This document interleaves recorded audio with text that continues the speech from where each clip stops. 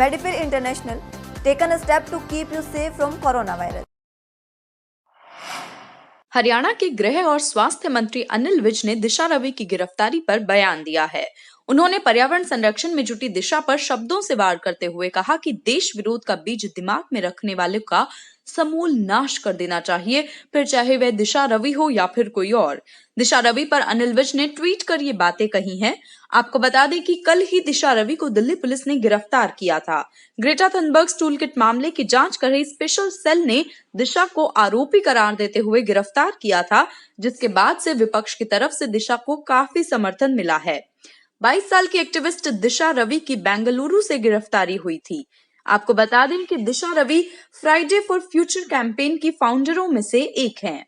देशद्रोह का बीज जिसके भी दिमाग में हो उसका समूल नाश किया जाना चाहिए, फिर चाहे वो दिशा रवि हो चाहे कोई और। मैं ये नहीं कहता कि सरकार की नीतियों के खिलाफ विरोध करना अपराध है। प्रजातंत्र है, किसी भी मुद्दे पर कोई भी विरोध कर सकता है, लेकिन विरोध करने के लिए विदेशी शक्तियों के साथ साठगांठ करना ये देशद्रोह की श्रेणी में आता है। और अगर हम इस पर तुरंत रोक नहीं लगाएंगे, कार्रवाई नहीं करेंगे, तो ये एक छुआछूत की बीमारी होती है, ये फैलती जाती है। हरियाणा की खट्टर सरकार ने राज्य में पंचायत प्रतिनिधियों का कार्यालय समाप्त होने से पहले उन्हें अगले 2 दिनों के अंदर अंदर अपना सारा रिकॉर्ड जमा कराने के आदेश जारी किए हैं। इसलिए सभी पंचायत प्रतिनिधियों को संबंधित अधिकारियों के साथ मीटिंग कर सारे दस्तावेज कार्रवाई पूरी करने के लिए कहा गया है। इस कार्य के पूरा होते ही हरियाणा सरकार पंचायतों में प्रशासनिक अधिकारी तैनात करेगी। हरियाणा राज्य में वर्तमान में 22 जिला परिषद, 142 ब्लॉक समितियां और 6,205 ग्राम पंचायतें हैं। 23 फरवरी को उन सभी का कार्यालय समाप्त होने जा रहा है और इस बार पंचायती राज संस्थानों के चुनाव समय पर नहीं होंगे और इसीलिए प्रशासनिक अधिकारियों को तैनात किया जाएगा। विकास एवं पंचायत विभाग के अतिरिक्त मुख्य सचिव ने हरियाणा के सभी जिला परिषद मुख्य कार्यकारी अधिकारियों को पत्र लिखकर आदेश दिए हैं कि वे पंचायती राज संस्थानों का सारा रिकॉर्ड 2 दिन के अंदर अंदर पूरा कराएं। साथ ही आपको बता दें कि हरियाणा सरकार ने कहा है कि पंचायती राज संस्थानों की चल अचल संपत्ति और रिकॉर्ड आदि का पूरा चार्ज आम चुनाव से पहले लिया जाएगा। चार्ज लेने से पहले रिकॉर्ड में आवश्यक कार्यवाही को पूरा करना जरूरी है ताकि बेफिजूल शिकायतों की वजह से मुकदमेबाजी का सामना न करना पड़े। सभी मुख्य कार्यकारी अधिकारियों को आदेश दिए गए हैं कि वह बीडीपीओ, डीडीपीओ और उपमंडल अधिकारी पंचायती राज के जरिए से सभी योजनाओं के अंतर्गत पंचायतों द्वारा अपने कार्यालय में करवाए गए विकास कार्यों की लंबित माप पुस्तिका, stock register, ledger, cash book, कार्यवाही पुस्तक को पूरा करके संबंधित डीडीपीओ अथवा बीडीपीओ के समक्ष 16 फरवरी तक जमा कराएं। उपायुक्त कैप्टन मनोज कुमार ने बताया कि आगामी 17 फरवरी को मुख्यमंत्री सुशासन सहयोगी परियोजना निदेशक डॉक्टर राकेश गुप्ता की अध्यक्षता में केंद्र व प्रदेश सरकार की मुख्य परियोजनाओं के क्रियान्वयन की समीक्षा बैठक तथा जिला कष्ट निवारण समिति की बैठक का आयोजन किया जाएगा। उन्होंने बताया कि राकेश गुप्ता 17 फरवरी को सुबह 9:30 बजे भवन स्थित डीआरडीए के कॉन्फ्रेंस हॉल में केंद्रीय एवं राज्य सरकार की प्रमुख परियोजनाओं के क्रियान्वयन की समीक्षा करेंगे और इसके उपरांत दोपहर 12 बजे डॉक्टर राकेश गुप्ता जिला कष्ट निवारण समिति की बैठक के एजेंडे में शामिल शिकायतों की सुनवाई करेंगे तथा संबंधित अधिकारियों को मौके पर इन शिकायतों के निपटारे से संबंधित आवश्यक दिशा निर्देश देंगे।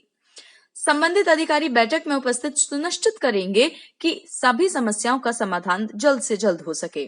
इसी के साथ उपायुक्त कैप्टन मनोज कुमार ने बताया है कि सरकार द्वारा बालिकाओं के विकास, संरक्षण तथा सशक्तिकरण के लिए योजनाओं को भी क्रियान्वित किया जा रहा है। बालिकाओं के कल्याण व विकास के लिए हरियाणा कन्या कोष का गठन किया गया है। सुकन्या समृद्धि योजना के तहत बालिकाओं के बैंक खाते खोले जा रहे हैं। कृषि मंत्री के बयान पर पलटवार करते हुए कांग्रेस नेता दीपेंद्र हुड्डा ने कहा कि कृषि मंत्री का जो बयान है वह बहुत ही निंदनीय है। ये वो उनकी अंदर बैठा हुआ अहंकार बोल रहा है। जेजेपी पर पलटवार करते हुए दीपेंद्र हुड्डा ने कहा कि उनको सरकार से अपना समर्थन वापस लेना चाहिए। लोगों ने दोबारा सरकार बीजेपी की ना बने इसलिए उनको वोट दिया था। किसान आंदोलन में शहीद हुए किसानों के परिवार को कांग्रेस की तरफ से आर्थिक मदद देने के लिए आज जींद में दीपेंद्र हुड्डा मोहनगढ़ छापड़ा गांव में पहुंचे थे। पीड़ित परिवार को दीपेंद्र हुड्डा ने 2 लाख रुपए की आर्थिक मदद दी। जजपा के राष्ट्रीय अध्यक्ष डॉक्टर अजय सिंह चौटाला द्वारा डिप्टी सीएम दुष्यंत चौटाला का इस्तीफा खुद की जेब में होने के बयान पर कांग्रेस के राज्यसभा सदस्य दीपेंद्र हुड्डा ने कहा कि जजपा को सरकार से समर्थन वापस ले लेना चाहिए। किसानों ने अपनी जान कुर्बान करी है। हम उन सभी किसान शहीदों को हम अपनी तरफ से श्रद्धांजलि देते हैं और मैं समझता हूँ ये देश ने इस तरह का आंदोलन नहीं देखा कि इतने लाखों की तादाद में लोग शांति से, संयम से, धैर्य से, जिस प्रकार से लोकतंत्र में अपनी बात रखनी चाहिए, यही तरीका है। जब सरकार नहीं माने तो आप बताइए और क्या तरीका है हमारे पास? ये एक तरीका है और इस तरीके से लोग अपनी बात, अपना संघर्ष कर रहे हैं, अपनी लड़ाई लड़ रहे हैं और इतने लोगों ने अपनी जान कुर्बान कर दी हो, ऐसा कभी हमारे देश के इतिहास में हुआ नहीं है। बड़े दुख की बात है। मेरे दिल में बहुत बड़ी टीस है। अभी एक हफ्ता लोकसभा ये संसद का सत्र चला, एक हफ्ता देश की पार्लियामेंट चली। मैं लगातार इस बात में सरकार के आगे मैं कहता रहा कि कम से कम जो ये शहीद है जिन्होंने अपनी जान अपनी कुर्बान करी है संघर्ष में, कम से कम इनके प्रति सहानुभूति के 2 शब्द ही कोई मंत्री कह दे। महंत श्री कर्णपुरी जी ने गुरु श्री बाबा बालकपुरी जी की 12वीं पुण्यतिथि पर 17 फरवरी से 23 फरवरी तक संगीत में भगवत कथा का आयोजन किया है और इसी मौके पर पूरे शहर को न्योता भी दिया है।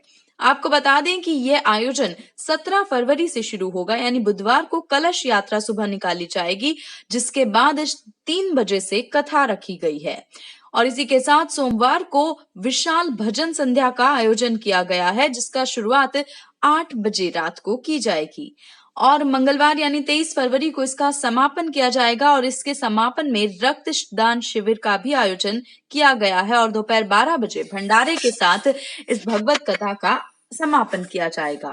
सतगुरुदेव भगवान स्वामी बालकपुरी महाराज जी की असीम कृपा से सतगुरुदेव स्वामी बालकपुरी महाराज जी की 12वीं पुण्यतिथि के उपलक्ष्य में रसमयी श्रीमद् भागवत कथा का आयोजन किया जा रहा है। जो यह कथा 17 फरवरी से 23 फरवरी तक की जाएगी और 17 फरवरी को सुबह 10 बजे एक विशाल शोभा यात्रा निकाली जाएगी। जो यह शोभा यात्रा डेरा महंत श्री बालकपुरी जी से होकर के लेबर चौक, पटेल नगर, नीलकंठ मंदिर, चिन्योट कॉलोनी से होती हुई डेरे पर भागवत कथा स्थल पर ही संपन्न होगी।